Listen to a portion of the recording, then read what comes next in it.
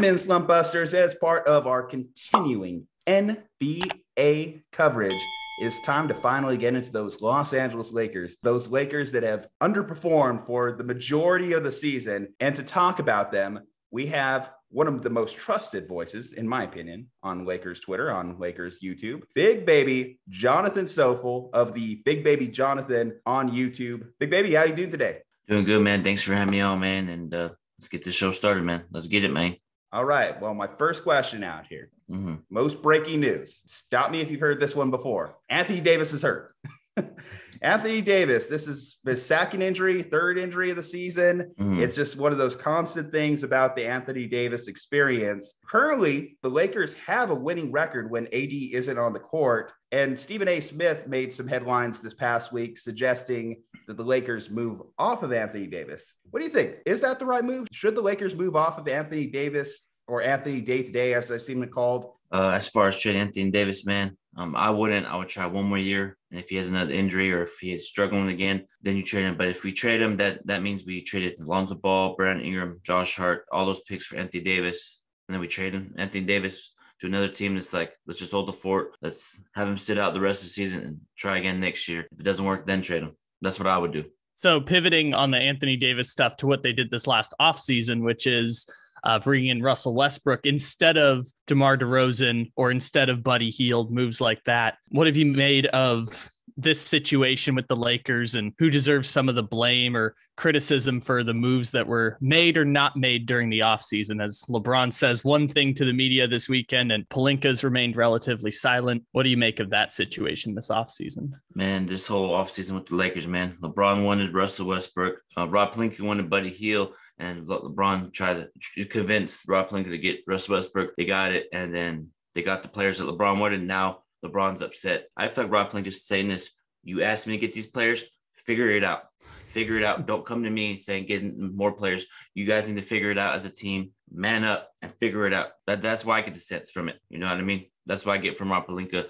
You know, Rob Pelinka is not going to sit here and let this team fold for next year. He's going to make moves. He's going to get the right players on this Laker team. He has that Kobe Bryant mentality, man. He ain't going to play, he ain't going to play around. You know what I mean? So I expect big changes coming in the offseason, and I'm looking forward to what's to come in the future for the Lakers. Russell Westbrook struggles, obviously well documented, leads the league in turnovers, plus minus is in the tank. Is there any reason to really be optimistic regarding Russ in the season second half, just based off the first half struggles that he's had? No, I still feel like Russell Westbrook's going to still continue to do the same thing he's been doing all year. He hasn't changed. And if I was Frank Vogel on the Lakers coaching staff, I would just say, you know what, Westbrook, go to the bench, come in with the second unit, bring the energy that and spark, because it's not working with the first unit, man. Because if it was working, we'd be winning games, and it's not working. The Russell Westbrook ship has sailed in Los Angeles, and I'm done with it. I've seen enough. You know, I don't have any confidence with Russell Westbrook the rest of the season. I'm just keeping it real.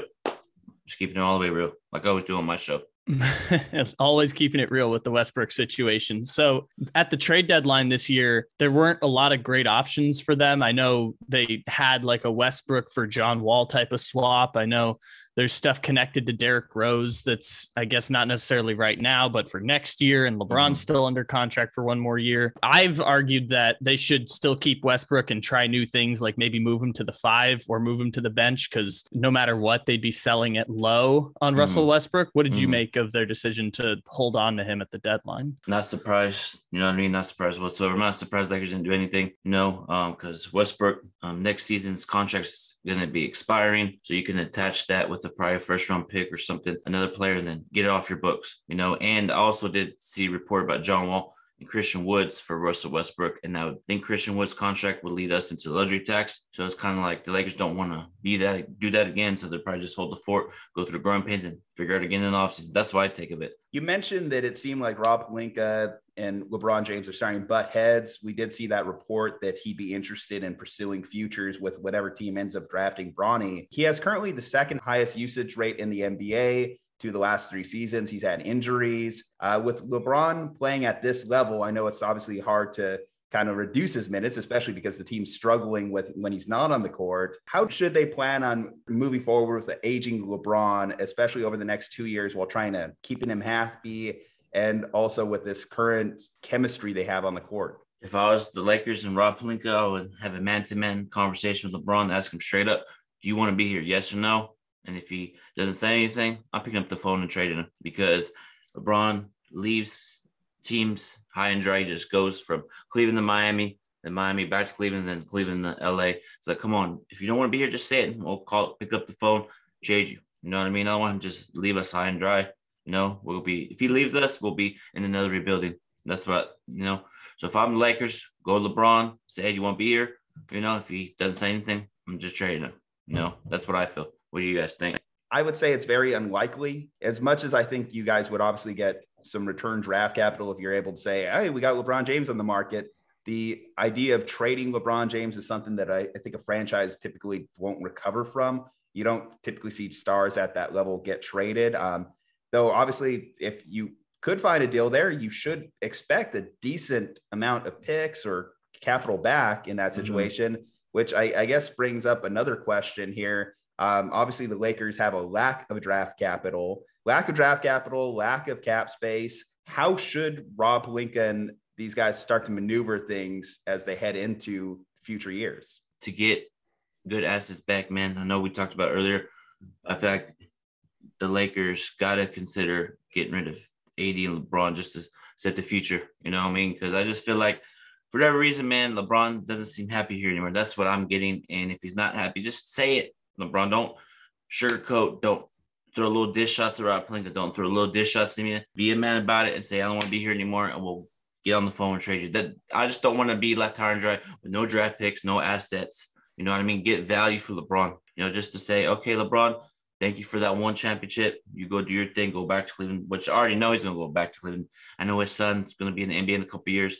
You know what I mean? So I wouldn't be surprised if Bronny James goes to Cleveland and LeBron goes back there. You know what I mean? What I'm saying is I just don't want to get left high and dry with no draft picks, no assets back. That's what I would do if I was Rob Pelinka. Try to ask around, like, okay, I have LeBron James. What can I get? Throw me some draft picks my way. That's what I would do if I was Rob Pelinka of the Lakers. So, you know what I mean? Just I don't want to be left high and dry at the end of the day. So this is an interesting game because LeBron James has the no trade clause in his contract. So ultimately does LeBron James want to leave? Does LeBron James look at the situation with the Lakers and say, I'm ready to go try something else with the last stages of the career? The Anthony Davis one, though, is really interesting because the Lakers hold a lot of leverage in that situation if they want to move on. So this offseason, you mentioned earlier that you would hold on one more year with Anthony Davis. Obviously, you'd move Westbrook yesterday if you could. So do you wait it out and risk the possibility of LeBron leaving in 2023 and leaving you high and dry for the possibility of what those two stars, when healthy, can be? Yeah, I would try waiting game. I would try the waiting game and ask him mid-season, what's your situation? I would just bug him. If I was Rob Pelinka, like, what's your situation? You need to let me know. If he's like, I'll let you know. If he doesn't, pick up the phone at the deadline and then get rid of him. Because I just feel like body language, his demeanor, he's mentally checked out. That's what I'm getting. With all the tea leaves around the league. And he's done that with Cleveland. There's tea leaves, him leaving Cleveland and he left. Leaving Miami, he left. Going back to Cleveland, it happened. And then him from Cleveland to LA, it happened. So it's like, just keep it 100 and say, my time in LA, I'm done. Then it's, I know he has no trade clause. You go to him and be like, what team you want to go to? We'll trade you there. You know what I mean? That's what I would do if I was the Lakers, running the front office. All righty. With all things Lakers, that is Big Baby Jonathan Soffel. Big Baby, tell them where they can follow you, where they can watch your videos, all the important information for the viewers. You guys just, I have a show called Big Baby Sports Podcast, man, on YouTube. I'm on Twitter, Big Baby. I'm Jonathan. And yeah, man, I talk all things Lakers. I keep it real. I don't sugarcoat anything. So make sure you guys subscribe to the channel. All right, guys, from Juju Talk Sports, from Kyle Ledbetter, stay safe, happy, and healthy. And we'll be back to you with more NBA breakdowns.